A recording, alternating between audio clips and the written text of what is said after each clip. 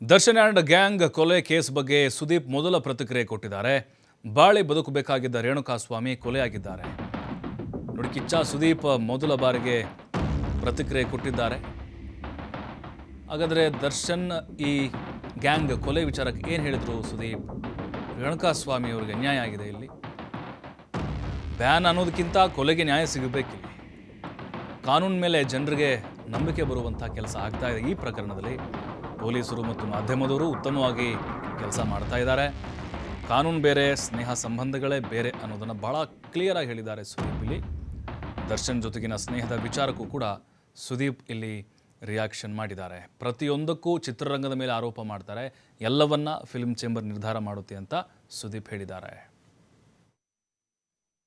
ಕಲಾವಿದರ ಹೆಸರಾಗ್ರಿ ಇನ್ನೊಬ್ಬರ ಹೆಸರು ಬರಲ್ಲ ಸರ್. ಇಲ್ಲಿ ನನಗೆ ಬರೋದು ಏನಂತಂದರೆ, ನಾವು ಅವ್ರ ಪರ ಇವ್ರ ಪರ ಅಂತ ಮಾತಾಡೋದು ತಪ್ಪಾಗುತ್ತೆ, ವಿರುದ್ಧವಾಗಿ ಮಾತಾಡೋದು ತಪ್ಪಾಗುತ್ತೆ. ಆ ಫ್ಯಾಮಿಲಿಗೆ ನ್ಯಾಯ ಸಿಗಬೇಕು ಸರ್. ಆ ಹೆಣ್ಮಗುಗೆ ನ್ಯಾಯ ಸಿಗಬೇಕು. ಎಲ್ಲೋ ಪಾಪ ಓಡಾಡಿಕೊಂಡು ಆ ರಸ್ತೆಯಲ್ಲಿ ಹತ್ರ ಬಿದ್ದಿದ್ರಲ್ಲ, ಭಾಳ ಬದುಕಬೇಕಾದ ರೇಣುಕಾಸ್ವಾಮಿ ಅವರು, ಅವ್ರಿಗೆ ನ್ಯಾಯ ಸಿಗಬೇಕು. ಹುಟ್ಟಬೇಕಾಗಿರೋ ಆ ಮಗುಗೆ ನ್ಯಾಯ ಸಿಗಬೇಕು. ಎಲ್ಲದಕ್ಕಿಂತ ಹೆಚ್ಚಾಗಿ ನ್ಯಾಯದ ಮೇಲೆ ಎಲ್ಲರಿಗೂ ಒಂದು ನಂಬಿಕೆ ಹುಟ್ಟಬೇಕು. ಅಂದಮೇಲೆ ಇದಕ್ಕೆ ಒಂದು ಒಳ್ಳೆ ನ್ಯಾಯ ಆಗಬೇಕು. ಯಾಕಂದರೆ ಆ ಫ್ಯಾಮಿಲಿಗಾಗಲಿ ಎಲ್ಲರಿಗೂ ಒಂದು ನ್ಯಾಯ ಸಿಗಬೇಕು. ನಾವು ಕೆಲವು ಟೈಮ್ ಆಸ್ಪತ್ರೆಗೆ ಹೋಗ್ತೀವಲ್ಲ, ಆಸ್ಪತ್ರೆಗೆ ಹೋದಾಗಲೂ ಇಲ್ಲಿ ಏನೋ ನೋವು ಬರ್ತಾರೆ, ಇನ್ನೊಂದೇನೋ ಆಗಬೇಕಾದ್ರೆ ನಾವು ಬೇಡ್ಕೊಂಡು ಹೋಗೋದು ಅದು ಆಗದೇ ಇರಲಿ ಅಂತ ಅಷ್ಟೇ ತಾನೆ. ಆಗದೇ ಇರಲಿ ಅಂದಾಗ ಅಲ್ಲಿ ರಿಪೋರ್ಟ್ ಬಂದಾಗ ಅದಲ್ಲ ಅಂತಂದರೆ ಖುಷಿಯಾಗಿ ಮನೆಗೆ ಹೋಗ್ತೀವಿ. ಆಗಿದೆ ಅಂತ ಬಂದಾಗ ಏನು ಮಾಡಬೇಕಾಗುತ್ತೆ? ಟ್ರೀಟ್ಮೆಂಟ್ ತೊಗೊಬೇಕಾಗುತ್ತೆ. ನಾನು ಇವಾಗ ಆ ಹಂತದಲ್ಲಿದ್ದೀನಿ. ಜಸ್ಟಿಸ್ ಬೇರೆ, ಫ್ರೆಂಡ್ಶಿಪ್ ಬೇರೆ, ರಿಲೇಷನ್ಶಿಪ್ ಬೇರೆ, ಇದೊಂದು ಬೇರೆ. ನಾನು ಇವತ್ತಿಂದ ಅಲ್ಲಪ್ಪ, ನಾನು ಯಾವತ್ತಿಂದ ಯಾರ ಬಗ್ಗೆ ಏನೇನು ಮಾತಾಡೋದನ್ನಲ್ಲ, ನನಗೆ ಬೇಕಾಗಿಲ್ಲ.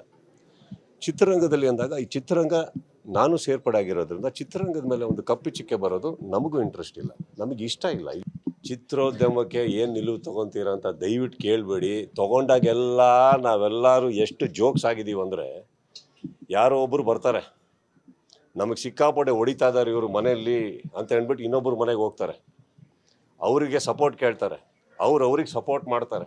ಫೈನಲ್ ಆಗಿ ಅವರಿಬ್ಬರು ಒಂದಾಗ್ತಾರೆ. ಸಪೋರ್ಟ್ ಮಾಡಿದವ್ರು ಗೂಬೆಗಳ ಥರ ಕಾಣಿಸ್ತಾ ಇರ್ತಾರೆ. ಇಂಥದ್ರಲ್ಲಿ ನಿಲುವು ಬೇಡ. ಅರ್ಥ ಆಯ್ತಾ?